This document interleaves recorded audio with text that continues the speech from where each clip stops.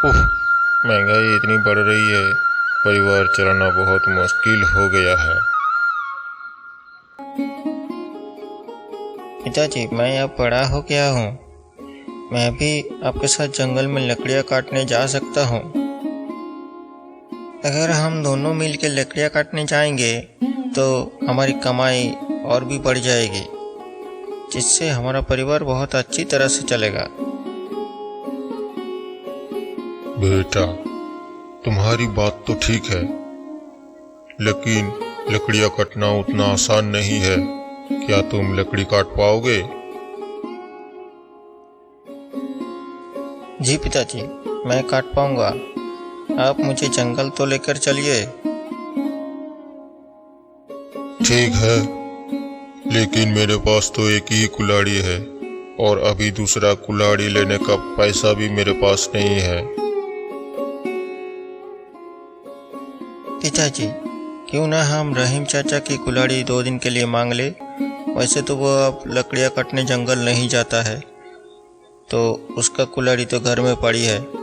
फिर 2 दिन बाद जब हमारे पास पैसा आ जाएगा तब हम दूसरा कुल्हाड़ी ले लेंगे। ठीक है, फिर मैं जाके रहीम के पास से उसका कुल्हाड़ी मांग के ले आता हूँ। फिर दोनों साथ में जंगल चलेंगे।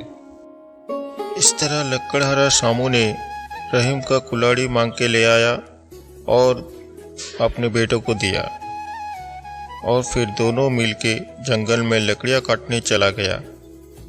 इस जगह पे लकड़ियाँ बहुत अच्छी है, चलो आज हम यहीं पे लकड़ियाँ काटते हैं।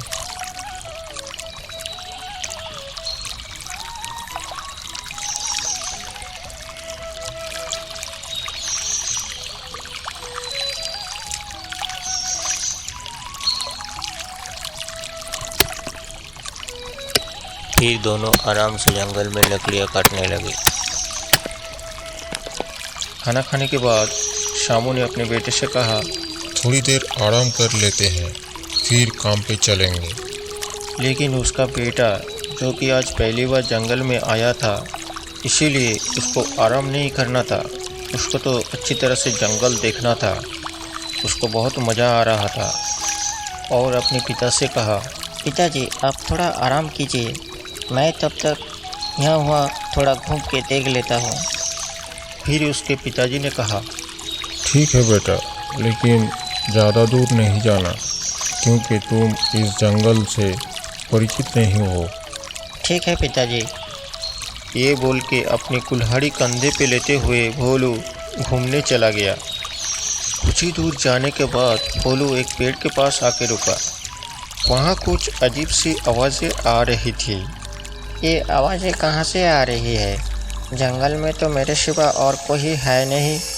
ये कहते हुए भोलू इधर उधर देखने लगती है। तभी फिर आवाज़ें दोबारा आती है, मुझे छोड़ दो, मैं इस बोतल में कैद हूँ, मुझे आज़ाद करो। आवाज़ें तो यहीं से आ रही है, लेकिन कहाँ से? मुझे कोई दिखाई क्यों नहीं देता? कौन हो? कहाँ से आवाज़ें आ रही है? फिर भोलू इधर उधर ढूंढने लगा। फिर उसकी नज़र एक बोतल के ऊपर पड़ा, जो कि वो बोतल एक पेड़ के नीचे अटकी हुई थी। अरे ये क्या है? अच्छा, तो आवाज़ें यहाँ से आ रही है। मुझे छोड़ दो, मैं इस बोतल में कैद हूँ, मुझे इस बोतल से आज़ाद करो। तभी भोलू उस बोतल को पेड़ के अंदर से बाहर निकालता है और वो दिखता है कुछ अजीब सा प्राणी बोतल के अंदर है, और वो कहता है, मुझे छोड़ दो, मुझे यहाँ से बाहर निकालो, मैं यहाँ कैद हो गया हूँ। फिर भोलू ने उस बोतल का ढक्कन खोलते ही वो अजीब सा प्राणी बाहर निकल कर आता है और जोर जोर से हंसने लगती है।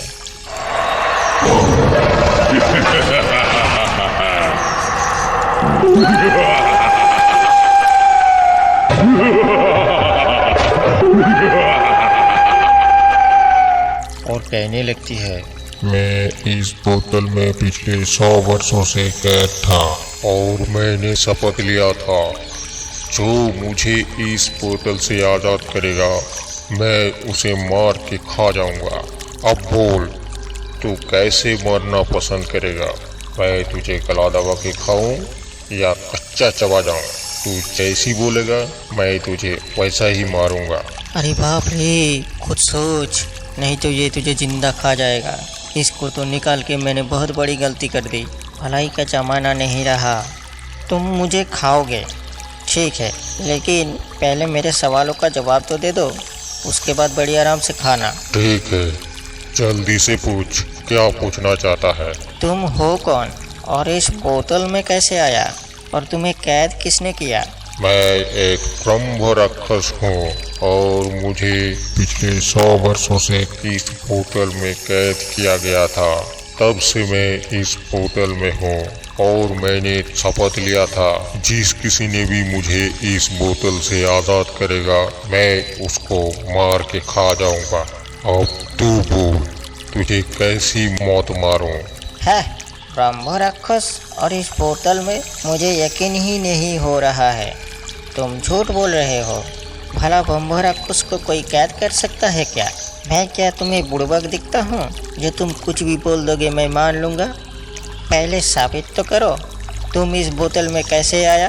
की मतलब ऐसे तुम्हारा इतना बड़ा हाथी जैसा बॉडी इस बोतल में कैसे था? पहले तुम साबित तो करो, उसके बाद जैसे चाहे तुम हमें मारना। हमें विश्वास नहीं होता है, तुम झूठ बोलता है। तो फिर ये ले देख, मैं इसके अंदर कैसे था।